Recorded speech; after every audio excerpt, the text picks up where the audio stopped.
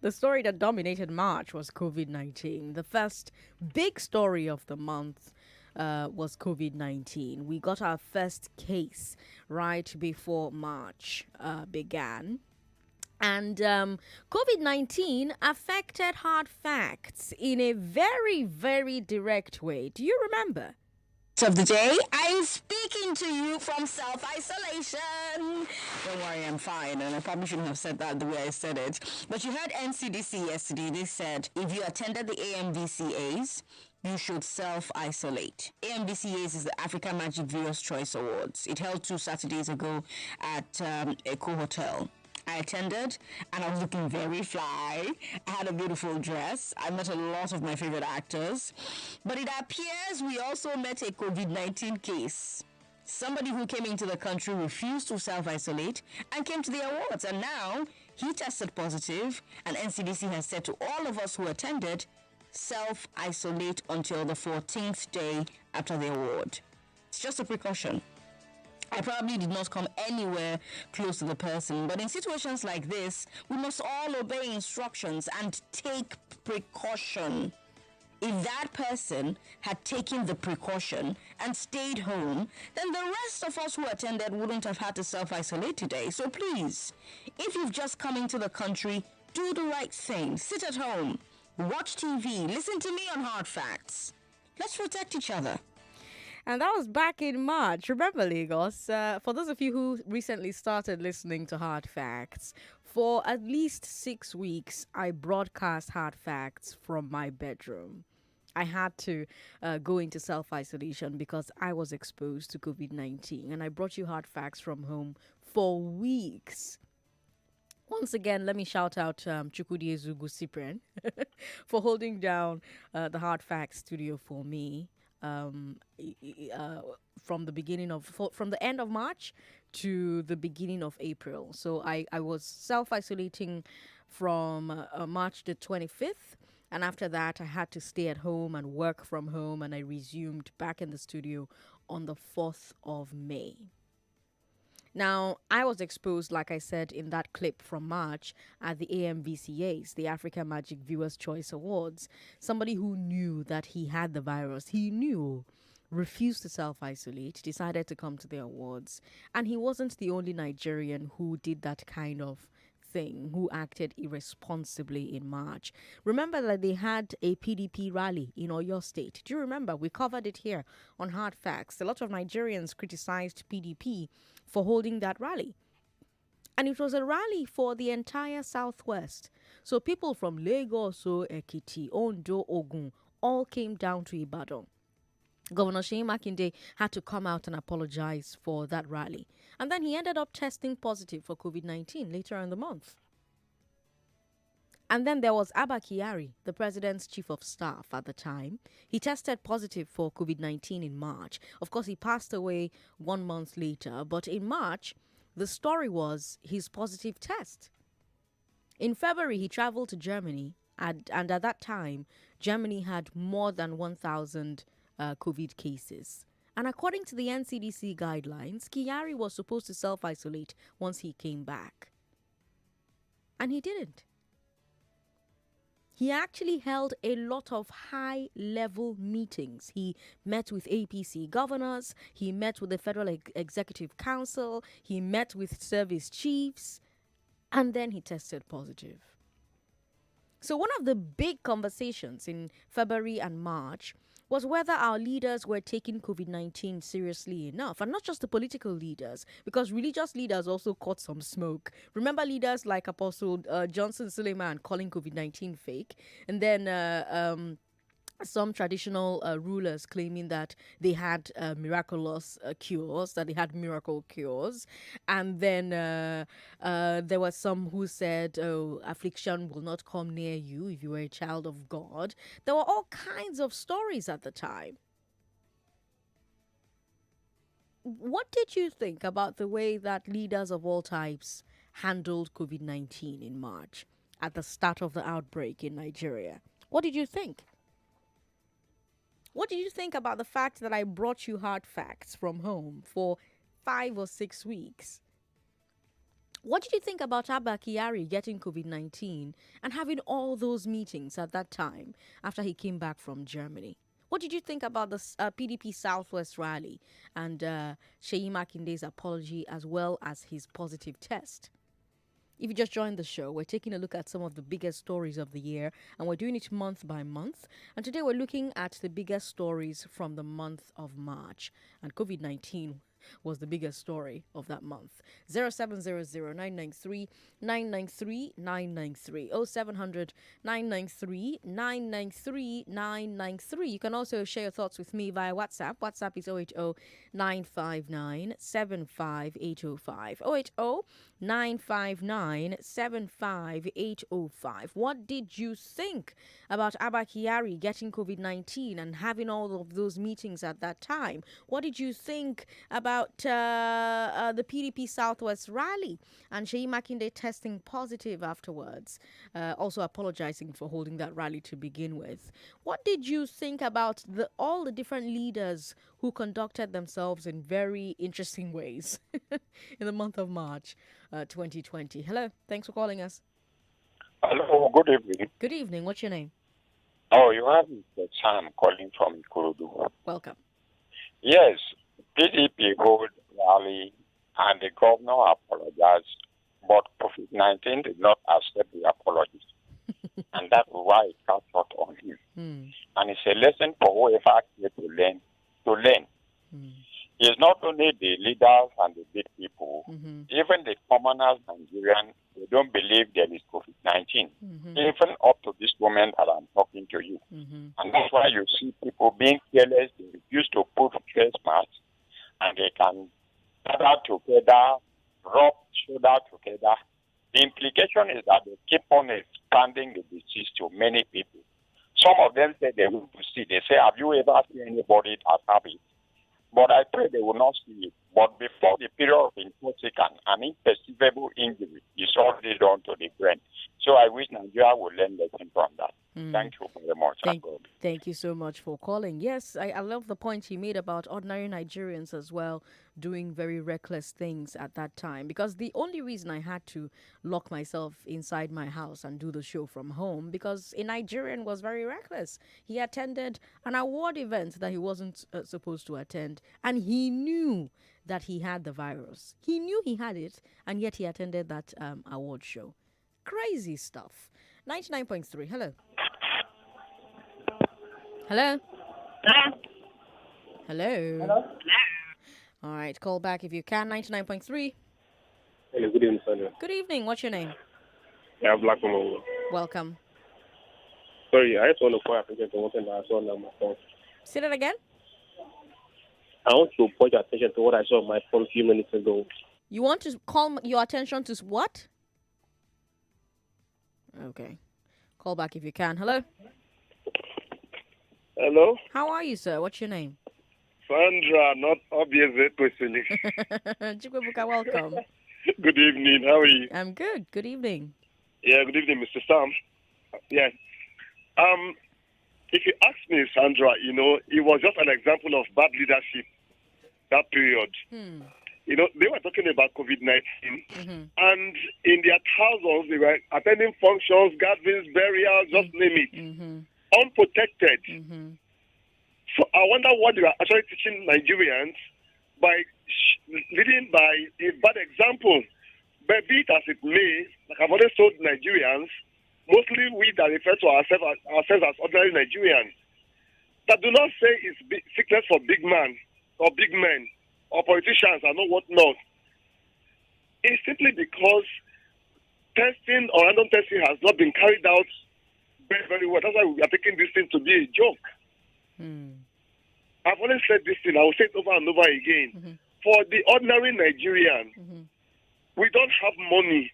COVID-19 is not something anybody prays to be infected with. Yeah. So for me, it was one of the worst that ever happened in that period. March was bad leadership. Bad leadership. Bad leadership. By bad example. All right. Thanks for calling to share that with me. 99.3. Hello. Hello. Hello, good evening. Good evening. Yeah. Yeah, my name is Ruben from Yaba. Ruben, for some reason I'm hearing myself. Uh, can you hear me now? I can hear you, but I'm also hearing myself, so perhaps call back. 99.3. Hello, good evening, Sandra. Good evening to you. What's your name, sir? I am Ezedum from Silver. Welcome, Izidum. A very good one, having us to have a sense of what happened in the match. Sandra, permit me to use, to call the word, not COVID-19, the Chinese virus. No, you can't call it Chinese virus. It's COVID-19. Okay, thank you very much. I am happy that from March to December that we are having a vaccine today. But March was a terrible time. It's a terrible season when you have a lackadaisical government that's not up to its expectations. We have a satanic virus that was ravaging the world, a virus that was manufactured to stop Donald Trump. Of course, the intent of COVID-19 have been achieved, but I am happy that the great president demystified COVID-19 because the intent of China is to store the world while they lead economically. But Donald Trump demystified COVID-19. He did not allow the world to be shut. Rather, he faced the virus, the satanic virus. Today, we are having a vaccine. No nation, nobody is mooting or calling for sanctions against China. Are we going to allow China to go scot-free? I'm happy, but I'm sad because the intent of China has been achieved because of the heavy and the tremendous trade deal China signed with U.S. under Donald Trump, which China was very, very unhappy. That's why they manufactured Chinese virus. I'm sad that they succeeded in their intent with COVID-19, but I am happy the tremendous leader, the best leader ever, succeeded in demystifying the satanic and devastating virus which China manufactured. I don't recognize COVID-19 as a COVID-19, but a Chinese-made virus. Good thing you're powerless is a doom. So what you recognize it as doesn't even count for anything. But yes, to correct that thing he said, nobody manufactured the virus. You people are crazy. Jesus Christ. 99.3. Hello. How are you? Yeah, good afternoon, Sandra. Good afternoon. How are you? Fine. I didn't keep calling from Lekki. What did you think about Abba Kyari getting COVID-19 in March and attending all those meetings when he came back from Germany? Yes, it was a gross dysfunction of leadership in Nigeria, basically, because they were leaders and they were supposed to lead by example and observe the COVID-19 protocols right from when it started. And the government, seeing that many nations were shutting down their airports, but we opened our own and allowed even the top politicians who were somehow stranded abroad to come in at that period and thereby spreading the COVID-19 abroad. So, and the insincerity of the government too made so many common Nigerians feel that there's no coronavirus. If you go to the common woman in the marketplace, she will tell you there's nothing like coronavirus, or the woman or man in the village, they will tell you that there's nothing like that. And because they are not actually really seeing the sign, they are not seeing what's happening. Nobody around them is showing any symptom that but that's the thing. People are showing the symptoms. They'll tell you high fever, or they'll tell you they can't breathe, but they'll tell you normal malaria. Yeah, and when they take the normal malaria medication, it works for them. You get. So when they are taking it and it's working, they will definitely tell you that this is not corona now. That's what they will tell you. You get. So even now, if you go everywhere, you will hardly see somebody using the mask. Hardly. Which is why our numbers has risen back up. And another thing is information. When they tell us numbers, we will see that we're just hearing all the numbers. They are giving us numbers. We are just hearing and taking them. But what are the measures put in place to pass out accurate or the right information to people in the grassroots everywhere? And then are also showing us pictures, live pictures, just like other countries are showing live on TV what is happening, the testings going on. Okay, we're having social testing in place. Okay, now do an experiment, Sandra. Ask people who call in that how many people have seen them do tests in their area. Well, we did that. We did that several times this year, and a lot of people actually called in and said that they've been tested or they saw people being tested. Personally, for me, when this thing started, I have not set my eyes on any at all yet, and I believe so many people too. So we are not seeing, and there are also people are saying, okay, we are not seeing anything on TV, nothing. So why would we believe when we are not seeing anything? Do you believe? Do you personally believe that there's COVID-19 in Nigeria? You yourself? I believe there's COVID-19, but the ones in Nigeria, basically, is really not as it is out there. I'm telling you the truth. The magnitude is happening over there. Look at US, for example, UK. See people dying of it. You see thousands of people dying. Even during that when the coronavirus elapsed a bit, then come to Ikeja there. I went to Ikeja several times. You see people bumper to bumper, moving, thousands of people coming themselves together. And see, you wouldn't hear that one person died in the marketplace. Ask them, those who sell in Ikeja there, how many people have died who sell in that marketplace? Ask them. All right. Yes. Well, thank you for calling. We appreciate your contribution. Let's talk about COVID-19 some more because it was the biggest story of March. If you just joined the show, we're doing a review of the year 2020, and we're doing it month by month. Tuesday we did January, yesterday we did February, today we did March. And the biggest story of March was COVID-19. It was in March that the private sector started making heavy donations for COVID relief. Billionaires like Abdul Samad Rabiu, Herbert Igwe, Segun Agbaje, Femi Otedola, Aliko Dangote, they pledged ₦1 billion each. We also saw banks like GT making donations. We saw companies like Live Band and Aero Contractors making donations as well. We saw a real outpouring. That was the beginning of efforts that evolved into organizations like COVID. Now, of course, there's an update there. Months later, we started finding warehouses full of palliatives that in part were gotten from these donations. So basically, a big chunk of these donations ended up not getting distributed to the Nigerians who needed them. Now, back in March, Serap was worried about something like this. They actually went to court to try to compel the federal government to give account of all the donations that it was receiving and what it was using them for. That court case stalled eventually, but I'm wondering, in light of the discoveries of these warehouses, if you think Serap had the right idea. And it's making me think about the donations that were made during the NSARS protests, because those were private donations as well. Now, they were not given to government, but so far we've not heard any story of hoarding. We've not heard any story of bad accounting. Every penny seems to have been accounted for. 0700-993-993. What was the biggest story for you from the month of March 2020? Tomorrow we're going to do, Monday we're going to do April, because tomorrow is global, Big 3 Global. Hello, thanks for calling. Sorry about that. Call back if you can. 99.3. Hello, Sandra. How are you, sir? What's your name? Trick is my name. Welcome. Yeah, okay.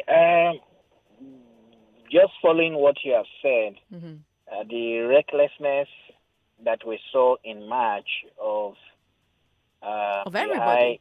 The high and mighty. Everybody, really, because the guy who came to AMBC wasn't high and mighty. Yes, starting with the high and mighty. You know, if you want to copy what you see the people in the front do.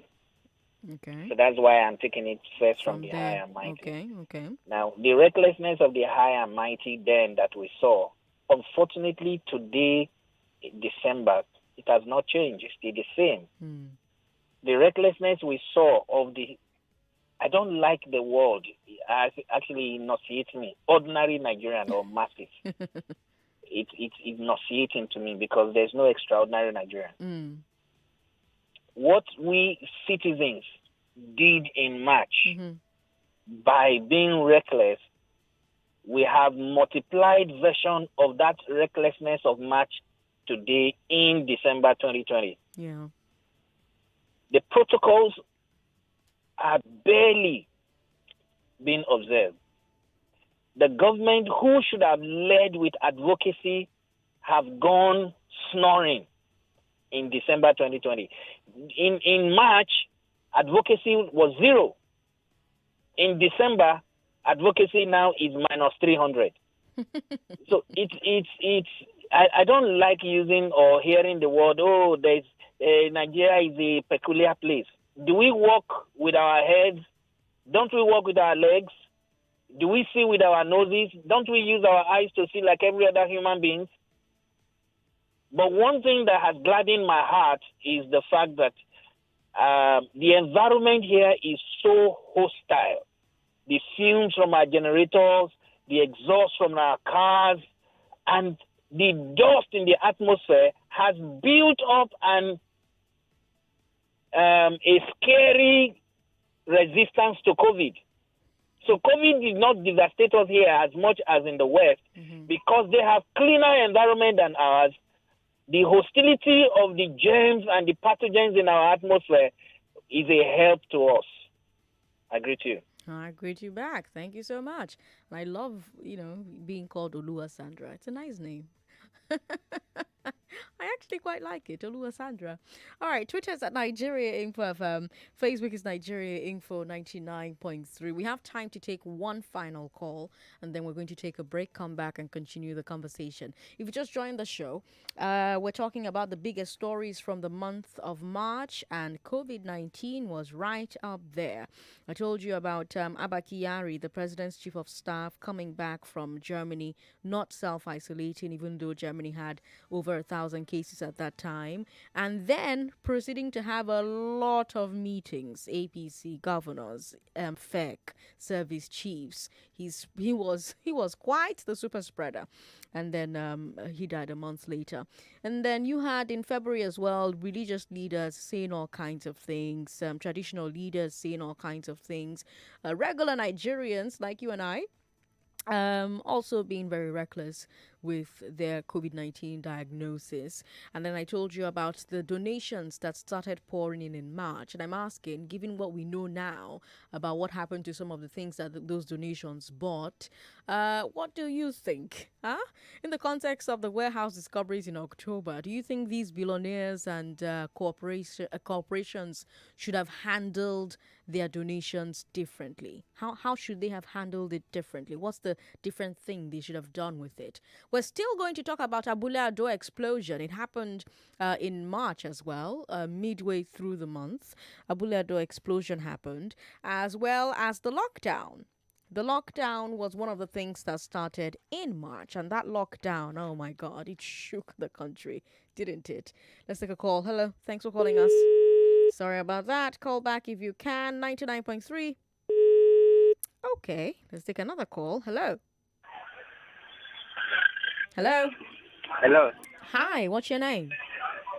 Good evening. Good My evening. name is Kelechi. Kelechi, good to have you on the show. I'm calling from Mississippi. Yes, welcome. Yes, speaking about the donation that we made during that time, so I had a lot of affluent Nigerians donated up to billions of naira. That's right, they did. Okay, that was right, are we? That's right, yes. So, and we're Nigerian citizens, or Nigerian population, we are not up to a billion population. We are not up to a billion. No, we're not. We are not up to a billion. We are about millions, about 200 million. Yes, 200 million. So, I want to know where those money that were donated, where they spent those money. Well, some of it went to those items that we later discovered in warehouses. Those items that did not get to about half population of Nigeria, about 100 millions of Nigeria now cannot say, let me just bring it to the barest minimum. 100 million population of Nigeria can pay you the fact that they did not see anything. Because So because where because they were in warehouses. Unfortunately, I have to take a break. But thank you so much for calling us. Don't go away. More talk, more right after this.